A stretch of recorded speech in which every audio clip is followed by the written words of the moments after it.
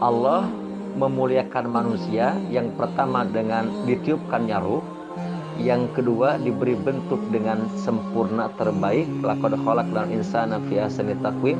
Yang ketiga adalah Allah anugerahkan kepada manusia hati agar keterhubungan antara hamba dengan Allah, makhluk bumi dengan makhluk langit, atau yang keempat adalah Allah anugerahkan akal.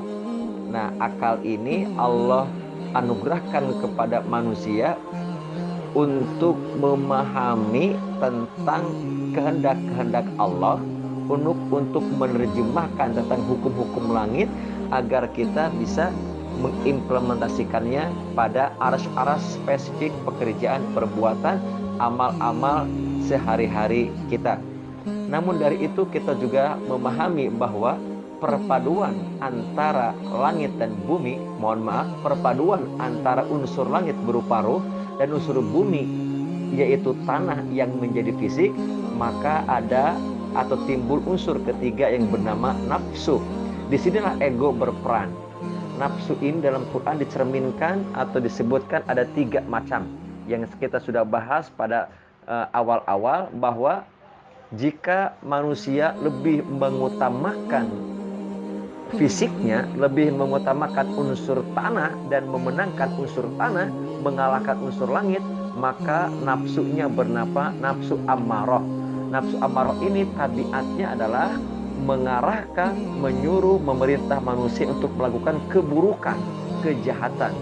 Wa ma ubarri'u an nafsi innan nafsa la ammaratun bisu.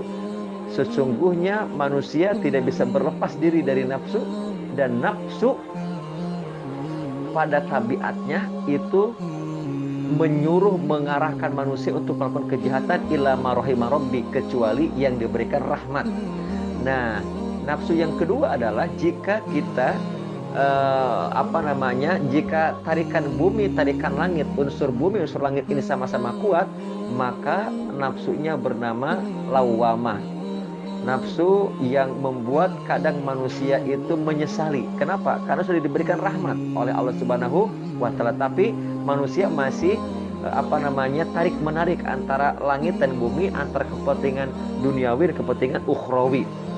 Nah, contohnya kita pernah menyesal sehabis kita berdosa. Kita pernah menyesal sehabis kita marah. Kita pernah berdosa sehabis kita melakukan pelanggaran-pelanggaran, gitu ya. Nah, jika kita pernah punya penyesalan, ada rasa tidak nyaman di hati, Allah telah turunkan kepada kita rahmat. Juga ketika kita sudah berbuat baik, kadang juga ada yang sudah suka menyesal. Kenapa enggak dari dulu? Kenapa enggak lebih berkualitas? Kenapa enggak lebih banyak? Kenapa enggak lebih segera? Nah, nafsu itu sudah dirahmati Allah Subhanahu wa Ta'ala. Namun kita masih tarik menarik antara kepentingan dunia sama kepentingan akhirat, kepentingan tanah sama kepentingan langit, antara ruh dan fisik. Nah, yang paling bagus adalah ketika manusia sudah mampu memenangkan dimensi langit yaitu ruh dan mengalahkan dimensi bumi yaitu fisik, maka Allah memberikan nafsunya menjadi nafsu al-mutmainnah, nafsu yang hatinya, jiwanya sudah dipenuhi dengan cinta kepada Allah, ridho kepada Allah, dan segera kembali kepada Allah Subhanahu wa Ta'ala. Inilah nafsu yang membuat manusia tenang, nyaman, kan? Tidak khawatir, tidak was-was, tidak cemas, tidak takut terhadap masa depan, karena dia meyakini Allah tidak akan pernah menelantarkan dirinya. Nah, dalam rangka menjalankan misi yang telah Allah tetapkan, kita juga harus mampu mengendalikan nafsu kita, ego kita, agar tidak agar tidak menyimpang dari misi itu, agar tidak terselewengkan dari misi itu. Karenanya ego, nafsu harus dikendalikan oleh keimanan. Perhatikan, yang mampu menjadikan cahaya dalam kehidupan adalah keimanan dengan wahyu yang akan menerangi kehidupan ini. Itulah disebut dengan hidayah.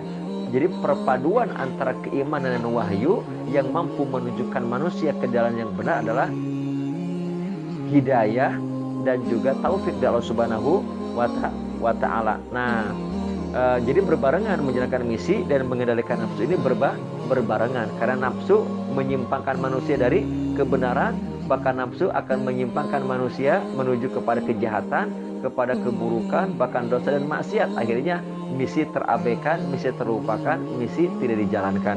Allahu a'lam bishawab. Semoga kita diberikan nafsu yang mutmainnah yang akan mampu menjalankan dan menuntaskan misi kita semuanya. Allahu a'lam bishawab.